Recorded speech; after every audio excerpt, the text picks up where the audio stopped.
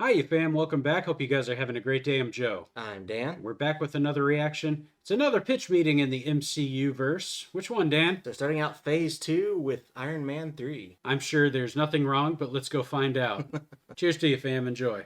So, you have an Iron Man 3 script for me? Yes, sir, I do. And Tony's been spending his time since the Avengers movie building a whole bunch of Iron Man suits. Oh, that's Smart what move. the fans want to see. Oh, yeah, and he's gonna build a bunch of different kinds of suits, too. Amazing. And then we're barely gonna see them in action. Oh, is he mainly gonna stick to his normal armor? No, he's barely gonna wear Iron Man armor at all. He's not. No, he's mostly gonna be running around having panic attacks and crying. Well, that doesn't sound like Iron Man at all. Yeah, well, I like to subvert expectations, you know, so people buy tickets expecting Iron Man and instead they get PTSD Tony. And you think Thanks. people are gonna I hate enjoy you. that? It doesn't matter if they enjoyed it. What matters is that I subverted their expectations. Oh, Well, God. okay then. So, and is there a bad guy in the movie? Oh, well, we're gonna have this terrorist guy called the Mandarin. Oh, the Mandarin, as in Iron Man's greatest foe from the comics? That's the one. Well, fans have been waiting to see him hit the big screen for years. Yes, exactly. So what we're gonna do is subvert their expectations. Oh my god. Yeah, they're gonna think this guy's some amazing villain, then halfway through we're gonna be like, oh no, he's just some dumb actor guy. Maybe people would prefer to actually see the Mandarin though. It doesn't matter, because their expectations are gonna get subverted. Of course Feels they like are. people are gonna get mad. You can't be surprised and angry at the same time. It's scientifically impossible. Oh, it is. Maybe. I'm I not don't a think so. scientist. Well, okay then. So what actually happens in the movie? Well, you know how in The Incredibles the bad guy becomes a villain because the superhero guy was mean to him a bunch of years ago? Yeah. Well, I figured we could do something like that. What do you mean by something like that? I mean exactly that. Why would we do that same storyline again? Because people love The Incredibles. Oh, that's a good point. The Incredibles is tight and it made a lot of money, which is also tight, so there's a lot of tightness going around.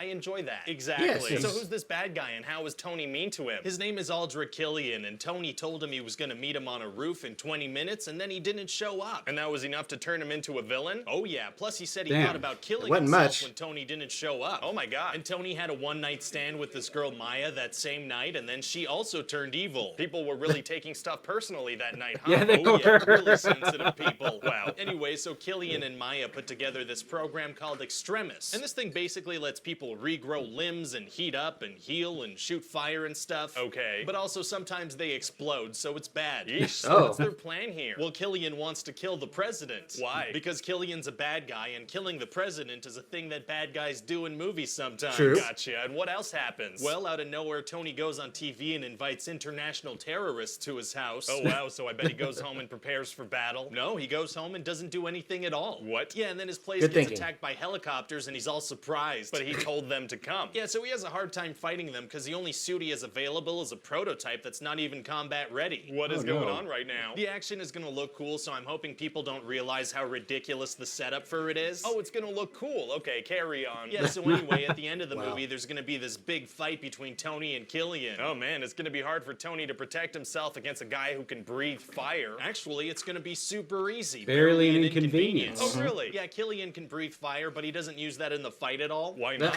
I don't know. Fair enough. Good Also, thinking. Tony's gonna have like 30 remote-controlled Iron Man suits fighting by his side. He has 30 remote-controlled suits? Yeah, Where'd they So come why from? would he even go there physically? Because it's the big final fight, so he has to be there. Seems pretty reckless. Yeah, and we're also gonna have Pepper Just a fall off little. a crane. Oh, so she's gonna die? No, luckily Killian gave her superpowers for some reason, so not only does she not die, but she comes back and kills him. That is lucky. Yeah, so anyway, then Tony blows Thank up God for all his that. suits because he's like, we're not gonna need those again. Well, I mean, in the next Avengers movie, he is gonna need them. Yeah, after Yeah. the movie's over, we're gonna pretend like none of this happened, so it's cool. Hey, where were the Avengers in this movie? How come they didn't help with anything? Yeah, I know, right? But why didn't they? That's what I 'Cause want to they're know. not- He's Like, asking hey, you a could use question. some help here, guys. So is there a good reason, or there better be if you ask me? Okay, never mind. Great, so what do you think of the movie? Do you think it's gonna do well? Is it gonna have Iron Man on the poster? Yeah, it'll do fine.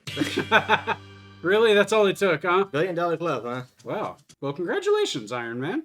I don't think it deserved that. I don't, but you got it anyway. Besides, Tony Stark's a billionaire, so there. Oh, there you go. I have the answer for you.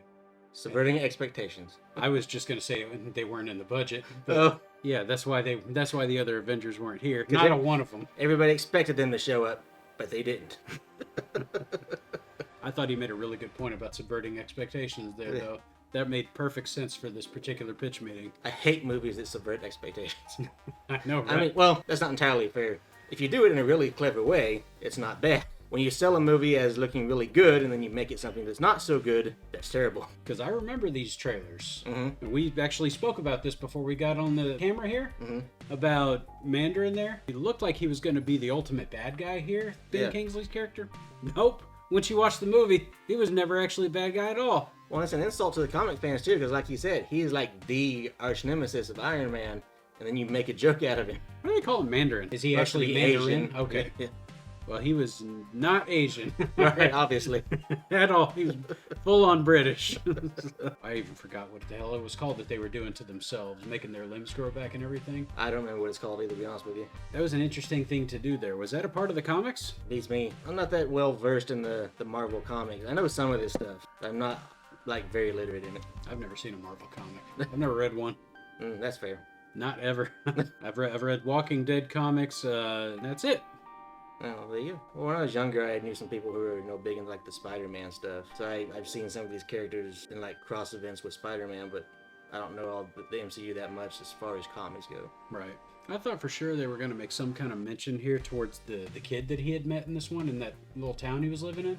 Because that kid was an inventor, which is why him and Tony kind of had a interesting little bonding there. I almost forgot about that. You're right. Yeah. Even the kid said, you and I are connected, or whatever.